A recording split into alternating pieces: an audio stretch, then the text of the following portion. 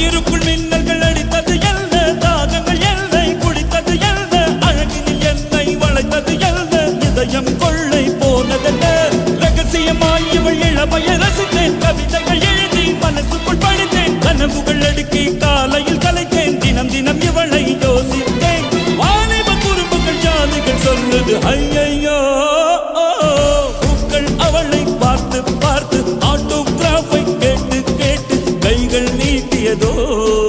அந்த புறத்து மகராணி, ஓ அந்த புறத்து மகராணி, அழகிய லேலா அவள் இவளது ஸ்டைலா, சந்தன வேலா இவள் மன்மத புயலா, அடடா பூவின் மாநாடா